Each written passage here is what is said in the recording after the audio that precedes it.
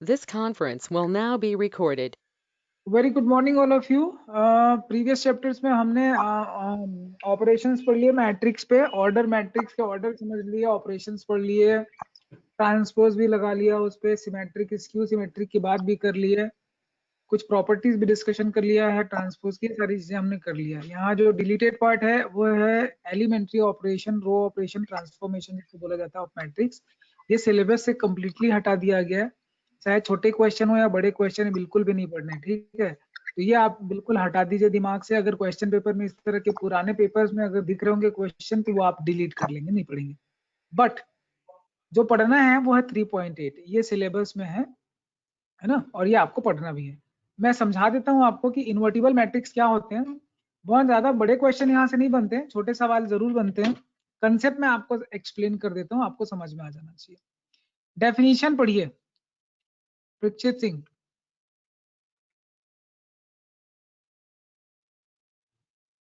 If A is a square matrix of order M, and if there exists another square matrix B of the same order M, such that AB is equals to BA is equals to I, then B is called the inverse matrix of A and is denoted by A inverse. In that case, A is said to be invertible.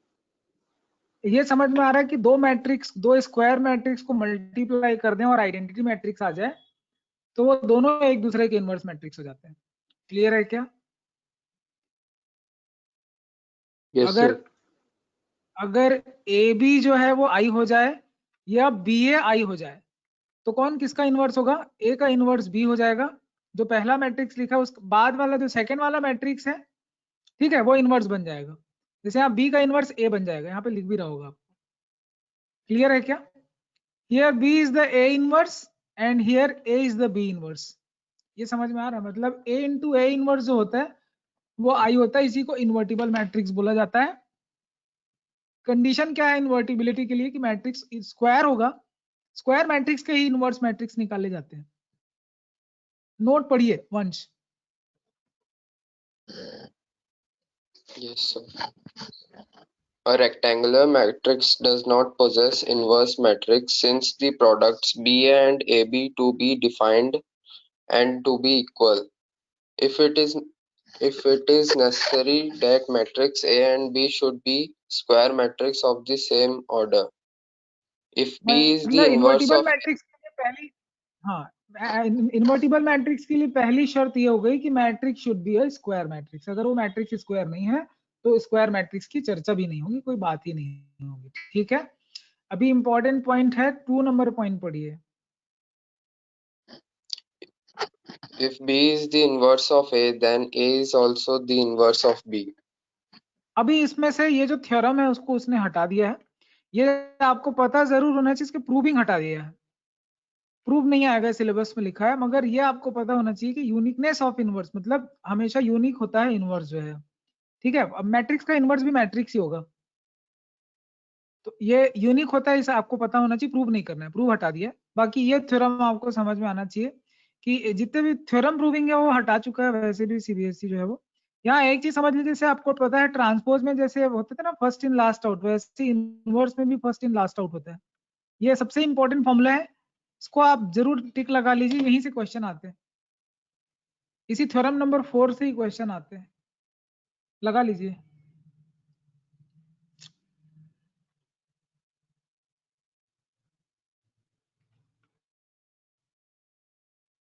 तो बड़ा आसान है theorem number 4, इतना ही बोल रहा है कि A B का जो इनवर्स होगा वो बी इनवर्स ए इनवर्स होगा, ये प्रूव करना है। तो ये प्रूव करने के लिए कि कौन किसका इनवर्स है, कैसा है, ठीक है, हम लोग क्या करते हैं कि एक चीज तो आपको पता है, डेफिनेशन पता है आपको। क्या डेफिनेशन पता है? कि भाई किसी भी मैट्रिक्स में ए इंटू ए इनवर्स होता है वो आई होता है। तो बस यही फंडा अपना रहे, A B into A B inverse जो होगा वो क्या होगा? आई होगा, इसमें डाउट नहीं होना चाहिए आपको। बस यहीं से प्रोग्राम शुरू करते हैं। अब देखो ये ए को खत्म करना है मुझे, ये तो हमने वी नो दैट, ठीक है, ये सिंस वाला पार्ट है, वी नो दैट कि ऐसा होता है। अब इसी जो जो पता है वहीं से हम बात शुरू कर रहे हैं। अब हम क्या कर रहे हैं, एक एक करके डिस्ट्रॉय करना है। पहले ए को डिस्ट्रॉय करना है तो ए इनवर्स मल्टीप्लाई कर दो, ठीक है, तो ये a मल्टीप्लाई कर दिया, देखो तो यहाँ पे भी a मल्टीप्लाई हो जाएगा, a इनवर्स मल्टीप्लाई हो जाएगा, ये i हो जाएगा, तो ये तो कट जाएगा, i बन जाएगा, ib हो जाएगा, ib तो b ही होता है। अब वापिस b को खत्म करना है, ठीक है, ये a इनवर्स i जो है वो a इनवर्स ही होगा। अब b को खत्म करना है तो यहाँ पे b इनवर्स मल्टीप्लाई कर दो दोनों साइड पे, तो b इनवर्स भी खत्म हो जाएगा। तो सिंपल है, प्रूव हो गया, A B inverse is equal to B inverse A inverse, ही प्रूव करना था। अगर एग्जाम में आया तो 1 या 2 नंबर का आएगा ये प्रूविंग, बड़ा आसान है, बट ये फॉर्मूला आपको पता होना चाहिए, द मोस्ट इंपॉर्टेंट कि फॉर्मूला पता होना चाहिए। क्लियर है क्या आप लोगों को?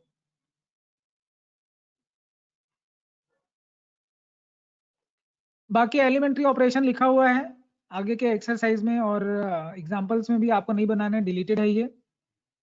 और जो मैंने आपको बताया है, ए बी का होल इनवर्स जो होता है वो B inverse A inverse, first in last out, बस इतना ही समझना था आपको। और जो क्वेश्चन इंपॉर्टेंट है, जो पढ़ने लायक है, वो आपको बता दूं, 3.4 से आपको यहाँ से कोई भी क्वेश्चन नहीं पढ़ना है। 1 से लेकर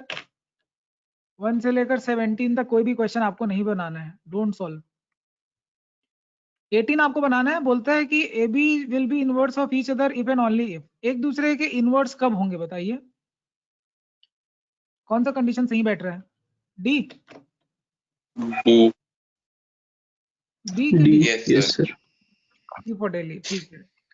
अब ये मिसलेनियस आ जाता है, यहाँ से अब देख लो, ज्यादा कुछ है नहीं, सिलेबस इसमें से खत्म हो जाता है, मैट्रिक्स में से।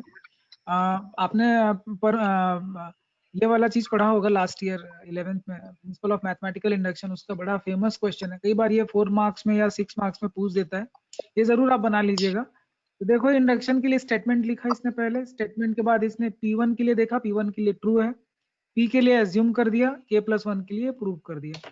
तो K+1 के लिए प्रूव करने के लिए क्या करते हैं कि पहले एक की पावर K ले लिया, अब इसको स्प्लिट कर दिया, खाली एक मैट्रिक्स मल्टीप्लीकेशन लगाया, मैट्रिक्स मल्टीप्लीकेशन के बाद अपने आप ये K+1 हो जाता है, तो ये प्रूव हो जाता है, तो इसीलिए a की पावर n ऐसा आ जाता है। बड़ा इंपॉर्टेंट है ये, आप चाहें तो इसको ऐसे फॉर्मूला भी याद कर सकते हैं, क्वेश्चन अपने आप में इंपॉर्टेंट क्वेश्चन है, कई बार एग्जाम में पूछा है, बनाइए। सिर्फ प्रोडक्ट, मैट्रिक्स प्रोडक्ट है इसमें और कुछ नहीं है, ठीक है। बाकी PMI आप 11th में पढ़ चुके हैं ऑलरेडी। तो यहाँ तक क्लियर है क्या बताइए? ट्रांसपोज का एक बड़ा अच्छा सवाल है, कल हमने किया था ट्रांसपोज का, एग्जाम्पल नंबर 22, आदि जी एकर पढ़िए।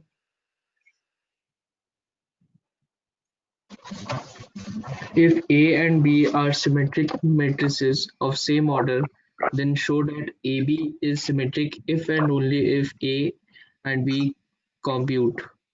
That is AB अगर ये equal to BA. कम्यूटेटिव का मतलब, कम्यूट का मतलब होता है कि A B is equal to B A को कम्यूटेटिव ऑर्डर बोलते हैं, ठीक है। तो ये अगर प्रॉपर्टी होल्ड करता है उस सिचुएशन में, यहाँ पे क्या दिया हुआ है, ए बी सिमेट्रिक मैट्रिक्स दिया हुआ है ना, तो ए डैश ए के इक्वल दिया है, बी डैश जो है वो बी के इक्वल दिया है। बोलता है कि शो करो कि ए बी सिमेट्रिक होगा, ए बी को सिमेट्रिक होने के लिए ट्रांसपोज तो लेना पड़ेगा, बी डैश ए डैश आएगा। आपको पता है कि ये जो बी डैश होता है वो बी के इक्वल है और ए डैश जो है वो ए के इक्वल है, इसका मतलब ये कम्यूटेटिव है, तो इसको अपन ए बी लिख सकते हैं, तो हो गया प्रूफ सिमेट्रिक। चीजें समझ में आ रही है कुछ? बस सिंपल है, 1-2 लाइन के, कई बार एग्जाम में पूछे, मैं आपको बता दूं, आप इसको इग्नोर नहीं करना, एग्जाम में आया पेपर, आप निकाल के देखिएगा, मिलेगा आपको। एग्जाम्पल नंबर 28 काफी इंपॉर्टेंट क्वेश्चन है, कई बार एग्जाम में इस तरह का पैटर्न पूछा है। आप MTG अगर खोल के देखें, सवालों की लिस्ट है ऐसी बहुत सारी, क्योंकि NCERT एग्जाम्पलर अपने आप में काफी इंपॉर्टेंट जगह है, यहाँ से सवाल बनते ही है। आपको मैट्रिक्स ए दे दिया, बी दे दिया, सी दे दिया, एक इक्वेशन दे दिया, बोलता है डी निकालो, लीनियर इक्वेशन जैसी कोई चीज है, देख लो। अब डी में क्या क्या नहीं पता है, डी बस नहीं पता आपको, तो ये इसी ऑर्डर, तो भाई सबका 2-2 दिख रहा है, 2x2 का ऑर्डर, तो डी भी 2x2 का ऑर्डर होगा, ले लो। XYZ ABCD जो लेना है ले लो एलिमेंट्स यहाँ पे, बस एडिशन सब्ट्रैक्शन कंपैरिजन, समझ रहे हो? ओ का मतलब है जीरो मैट्रिक्स से कंपेयर कर देंगे, 4 इक्वेशन आएगा, चारों सॉल्व कर दीजिए, वैल्यू डाल दीजिए। कुछ समझ में आ रहा है कि नहीं आ रहा है? टिक कर लीजिए। एग्जाम्पल 28 वेरी वेरी इंपॉर्टेंट, टिक कर लीजिए, आएगा एग्जाम में इस तरह का पैटर्न। ऐसे ही पैटर्न को घुमा घुमा के पूछेगा, बट होगा कुछ नहीं उसमें, खाली एडिशन सब्ट्रैक्शन इस तरह की चीज होती है। चीजें समझ में आ रही बच्चों? Yes, sir. Yes, sir. इतना हंस क्यों रही है? माइक ऑफ करके वो भी। Sorry sir. Miscellaneous exercise on chapter 3। अच्छा बेटा, ऑनलाइन पढ़ाई करने का ही फायदा है। माइक ऑफ कर दो, पीछे पता नहीं डीजे बज रहा है कि कॉमेडी चल रही है, बस लोग पढ़े जा रहे हैं। जब से कोरोना ये रहा है ना, लोगों की मतलब क्या बताऊं, काश हमारे स्कूल टाइम पे ऐसा होता। हमारे स्कूल टाइम पे तो कंप्यूटर भी नहीं हुआ करता था, मैं क्या बताऊं। बहुत ही खतरनाक जनरेशन था। मतलब मैं सच बताऊं, मैं अगर ऑनलाइन क्लास अटेंड कर रहा होता ना, तो मैं तो ऐसे ही करता। थोड़ी देर में धीरे से वीडियो ऑफ करता, माइक ऑफ करता और खुद भी ऑफ हो जाता थोड़ी देर में। कुछ लोगों के देखो वीडियो तो कभी ऑन होते ही नहीं है, वो उसी कैटेगरी के हैं, देख लो। पहले धीरे से वीडियो ऑफ, फिर माइक ऑफ, फिर वो मोबाइल छोड़ के कहीं आराम से रिलैक्स कर रहे होते हैं। मजाक कर रहा हूँ, तुम लोग बहुत सीरियस हो, खूब पढ़ाई करते हो। क्वेश्चन नंबर 1 देखिए, मिसलेनियस एक्सरसाइज ऑन चैप्टर 3। अब ये जो पर्टिकुलर क्वेश्चन मैं आपको बताऊं, क्वेश्चन नंबर 1, ये कई बार एग्जाम में पूछा है, कई बार। आप एग्जाम का पेपर निकाल के देखिएगा, आपको कहीं ना कहीं ये क्वेश्चन जो है वो दिख जाएगा। सॉल्व करने का तरीका क्या है, टेक्निक क्या है? तो इसको सॉल्व करने का जो टेक्निक है, आप इसको पीएमआई से ट्राई कर सकते हैं, पावर एन लिखा हुआ है, ठीक है। और उस तरह से आप टेक्निक ट्राई करके देख लीजिए, बनता है कि नहीं बनता है, आप मुझे बताइएगा। चाहे तो LHS is equal to RHS करके ट्राई करिएगा, मेरे ख्याल से बन जाएगा। सिवाय इसमें मैट्रिक्स एडिशन के और कुछ खास नहीं है, ठीक है। तो आप ये बना के देखिए बनता है कि नहीं पीएमआई से। ये भी पीएमआई का क्वेश्चन है, ये भी पीएमआई के लाइन से 3 क्वेश्चन दे दिए हैं, तीनों पीएमआई के क्वेश्चन है, जैसा आपको एग्जाम्पल में है वैसे ही है ये भी। क्वेश्चन नंबर 4 देखिए, कल हमने डिस्कशन किया था स्क्यू सिमेट्रिक है, प्रूव करना है। ये भी दोनों को सिमेट्रिक बता दिया है। कभी भी सिमेट्रिक स्क्यू सिमेट्रिक आए तो आपको करना क्या होता है, डैश लगा देते हैं। AB का डैश माइनस BA का डैश हो जाएगा, देन डैश रिवर्स लगेगा लाइक दिस। अब क्योंकि दोनों सिमेट्रिक मैट्रिक्स, इसलिए B डैश को BA, A डैश को A, तो ये इस तरह से आ गया। अभी इसको क्या करिए, माइनस कॉमन निकाल दीजिए आप, और माइनस कॉमन निकलते ही प्रूव हो गया स्क्यू सिमेट्रिक है। ये समझ में आ रहा है? आपको सिर्फ वो डैश डैश लगाने आना चाहिए और कुछ नहीं। ऐसे ही सारे सवाल हैं। क्वेश्चन नंबर 5 भी बिल्कुल ऐसी है, सब पूछेगा एग्जाम में मिसलेनियस के, मैं आपको बता दूं हर क्वेश्चन कभी न कभी एग्जाम में पूछा गया है। क्वेश्चन नंबर 6 ले लीजिए, इक्वेशन सेटिस्फाई करने वाला है, यहाँ पे भी वही सारी चीजों की मैट्रिक्स मल्टीप्लीकेशन, एडिशन, सब्ट्रैक्शन, इसके अलावा और कोई ऑपरेशन होता ही नहीं इसमें, ठीक है। वही सारी चीजें घुमा फिरा के करना है आपको। 7 नंबर है, मैट्रिक्स मल्टीप्लीकेशन है। मल्टीप्लाई करने का रूल यही है कि इधर से ऐसे चलिए आप ऑर्डर वाइज, पहले दोनों 2 को मल्टीप्लाई करिए, फर्स्ट 2 को, जब आंसर आ जाए तो उसको तीसरे के साथ कर दीजिए, अपने आप से बन जाएगा। एक पॉलिनोमियल मैट्रिक्स जैसी चीज दिख रही है, यहाँ पे भी वही करना है, A² पहले निकालना है, देन -5A निकालना है, आइडेंटिटी मैट्रिक्स पता है 7I, सबको ऐड कर देना है। तो ये सारी चीजें मेन जो ऑपरेशन पे क्वेश्चन मैं आपको बता दूं, अगर आप ध्यान से देखें तो, ठीक है। एडिशन ऑपरेशन, मल्टीप्लीकेशन ऑपरेशन, 2 ही मेन है, ट्रांसपोज है तीसरा मेन। और ये जो क्वेश्चन मैं आपको दिखाऊं यहाँ पे बहुत ज्यादा कई बार पूछा है ये एग्जांपल, क्वेश्चन नंबर 11, इसको तो स्टार लगा लो, इस साल भी आपको पूछ सकता है। बस इसमें हर साल वो क्या करता है, मैट्रिक्स के ऑर्डर चेंज कर देगा, बोलेगा एक्स की जगह कुछ और मैट्रिक्स लिख देगा, कभी वाई लिख देगा, कभी लेफ्ट से राइट में रख देगा, बट निकालना वही रहेगा। मैट्रिक्स मल्टीप्लीकेशन का है ये। करना क्या होता है मैं आपको बता दूं, एक्चुअल में आपको यहाँ पे एक्स को एज्यूम करना होता है। ऑर्डर क्या है यहाँ पे, इसका ऑर्डर है 2/3 का, तो इसका ऑर्डर क्या होना चाहिए था, 2 से शुरू होता, और इसका ऑर्डर देखो 3 पे तो खत्म हो ही रहा है दूसरे वाले का, ये x है, और सपोज मैं इसको a और b ले लूं तो ये आपका b है। अभी यहाँ पे जो सेम नंबर होने चाहिए, और ये जो है वो सेम नंबर होने चाहिए। अब बताओ क्या नंबर होना चाहिए वो। अब भैया तो यहाँ से तो ऑर्डर दिख रहा है ये 2/3 है, तो यहाँ पे भी 2 होना चाहिए। मतलब x जो है वो सीधा सीधा है कि 2/2 का एक मैट्रिक्स है, मालूम चल गया 2/2 का मैट्रिक्स है, तो आप ABCD कुछ डाल दो इस तरह से, बिल्कुल मैट्रिक्स मल्टीप्लीकेशन करिए जैसे मैंने आपको बताया है, कंपेयर करिए, इक्वेशन सॉल्विंग, इस तरह की चीज हो रही है। एग्जाम क्वेश्चन नंबर 11 में कोई डाउट है तो बताइए, मैंने ऑर्डर कैसे निकाला उसमें। मोस्ट इंपॉर्टेंट क्वेश्चन है, टिक कर लो, बनना ही चाहिए, नहीं बनेगा कल पूछ लेना। सर x का ऑर्डर 2/3 क्यों नहीं ले सकते? 2/3 अगर ले लेते तो क्या होता, ये देख लो, ये 2/3 है, 2/3 है। तुम क्लास में थे कि नहीं मैट्रिक्स मल्टीप्लीकेशन में आदि? सर वीडियो तो देखा था। नहीं थे। चारुल तुम थे? सर जो सेकंड फर्स्ट इसका कॉलम और सेकंड इसका रो सेम होना चाहिए। बस हो गया, और क्या हाँ, देखो। रो। अब ये इसका ऑर्डर क्या है, 2/3 है ना, तो पहले मैट्रिक्स में रो 3 होने चाहिए, सेकंड में कॉलम 3 होने चाहिए। अब ये समझ में आया यहाँ 2 क्यों लिया है? पूरे डिटेल में हम लोग मैट्रिक्स मल्टीप्लिकेशन की बात किए थे, दोनों इक्वल होगा तभी मल्टीप्लाई हो सकता है, और ये गायब हो जाता है। और इसका फाइनल ऑर्डर क्या आता है, इसका रो और इसका कॉलम, फर्स्ट का रो और कॉलम बचता है, देख लो।